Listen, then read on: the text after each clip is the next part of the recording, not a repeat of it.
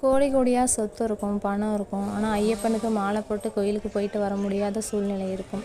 ஏன்னா இந்த சின்ன வயசில் ஐயப்பன் கோயிலுக்கு மாலை போட்டுட்டு தொடர்ந்து 3 வருஷம் போகுது அப்படிங்கிறதுலாம் மிகப்பெரிய விஷயம். ஏன்னா 10 வயசுக்குள்ள 3 வருஷம் போயிட்டு வந்திருக்கான். இவனை விட சின்ன பசங்க, அதாவது 1 வயசு 2 வயசுலேருந்து குழந்தைங்க போய் ஐயப்பனை பார்த்துட்டு வராங்க அப்படிங்கிறதெல்லாம் எவ்வளோ பெரிய பாக்கியம்னு யோசிச்சு பாருங்கள். கந்தனுக்கு பிறகு அதிகமாக ஐயப்பனுக்கு மாலை போடுறது ரொம்ப ஃபேமஸ் ஆயிடுச்சு இந்த வருஷம். அதுவும் ரொம்பவே அரை மண்டலம் நாங்கள் மாலை போடுவோம். கடமைக்கு 5 நாள் 7 நாள்லாம் போட மாட்டோம். அரை மண்டலம் முடிஞ்சிருச்சு. வீட்டில் ஒரு சூறக்காயை தெறிக்க விட்டுட்டு திரும்பி பார்க்காம முடி கட்டுற இடத்துக்கு போயாச்சு. காலையில் 8 மணிக்கே முடி கட்டுறதுன்னு சொன்னாங்க. அதே மாதிரி 8 மணிக்கு ஆரம்பித்து ஷார்ப்பாக 10:30க்கெலாம் முடிச்சிட்டாங்க.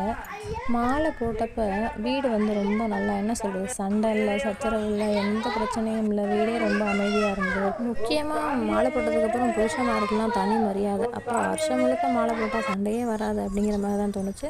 என் பையன் 3ஆவது வருஷங்கிறனால மணியெல்லாம் கட்டி விட்டாச்சு. முடி கட்டி நல்லபடியாக அன்னதானம்லாம் சாப்பிட்டு முடிச்சுட்டு, ஐயப்பா உன்னை நம்பி வர்றாங்க, எப்படி போகிறாங்களோ அதே மாதிரி திருப்பி கூட்டிகிட்டு வாப்பா அப்படின்னு ஐயப்பா வேண்டிக்கிட்டு நல்லபடியாக வேனில் வழி அனுப்பியாச்சு.